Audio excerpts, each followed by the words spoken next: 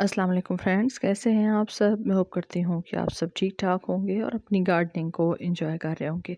Friends, मार्च का जो महीना है वो स्टार्ट हो चुका है, लेकिन अभी भी हमारे यहाँ जो मौसम है वो बहुत अजीब व गरीब किस्म का हो रहा है।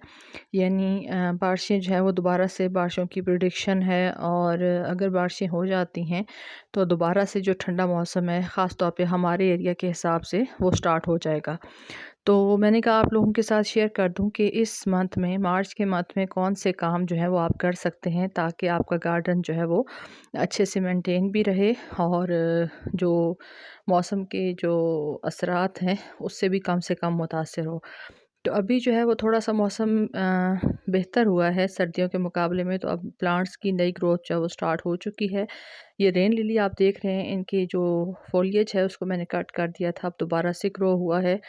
और साथ साथ जो प्लांट्स हैं उनके अंदर थोड़ी बहुत ना होने के बराबर ग्रोथ स्टार्ट हो चुकी है।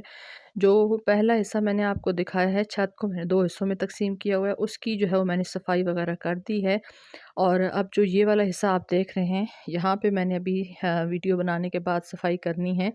अच्छे से एक दफ़ा डीप क्लीनिंग करनी है ताकि जो एक्स्ट्रा मट्टी या ख़राब सी लीफ है वो मैं हटा दूँ। और उसके अलावा कुछ थोड़ी-थोड़ी फ्लावरिंग जो है वो जैसे कि आप जानते हैं कि बाहर का मौसम स्टार्ट हो गया है, तो थोड़ी बहुत जो है वो फ्लावरिंग मुख्तलिफ प्लांट्स के अंदर स्टार्ट हो चुकी है।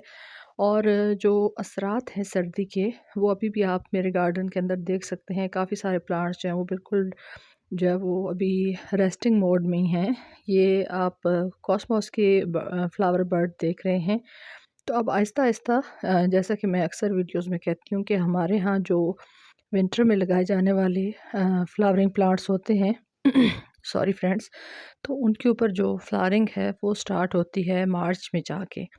यानी विंटर जो है वो बिल्कुल एक ऐसे मौसम होता है कि जिसमें प्लांट्स की ग्रोथ बिल्कुल ख़त्म हो जाती है।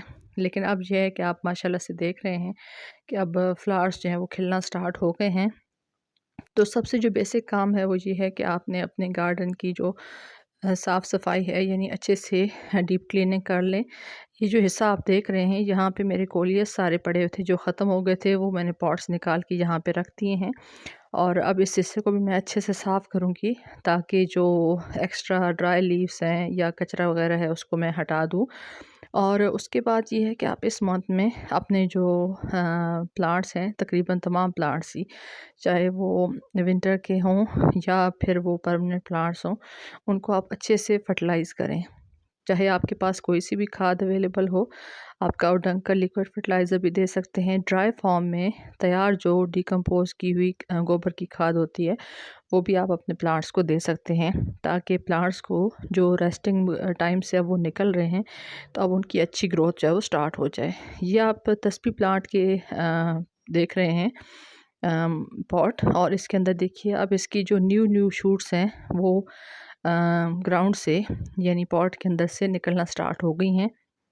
बाकी जो मेरे प्लांट्स थे तस्बी के, वो अब जो है वो अच्छे तरीके से ग्रोथ करेंगे, क्योंकि जो सर्दियों का मौसम होता है वो इसका बिल्कुल रेस्टिंग टाइम होता है।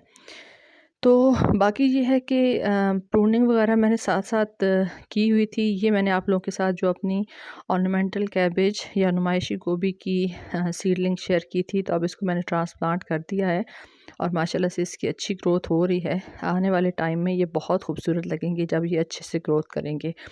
एलोवेरा का मेरा आप ग्रेड देख रहे हैं, और उसके अलावा यहाँ पे ये देखिए मेरे निस्टेशियम, येलो एक निस्टेशियम मेरे पास खिला है। बाकी जितने भी खिल रहे हैं उसके अंदर कुछ मिक्स कलर निकले हैं, लेकिन ये है कि अभी उनमें भी टाइम लगेगा कि वो अच्छे से ग्रोथ जो है वो कर सकें, क्योंकि हमारे यहाँ सर्दियाँ जो हैं वो काफ़ी ज़्यादा सख्त मौसम तस्वर किया जाता है, और गर्मियाँ भी उतनी सख्त पड़ती हैं, क्योंकि हमारे यहाँ जो है वो बारानी इलाका है, रेतीला इलाका है। तो यहाँ पे आप देख रहे हैं जो मैंने सीड्स वगैरह लगाए थे, कुछ मैंने सीडलिंग ट्रांसप्लांट की है, और ये आप देखिए माशाल्लाह से रेड गज़ानिया, कितना खूबसूरत कलर इसका खिल रहा है।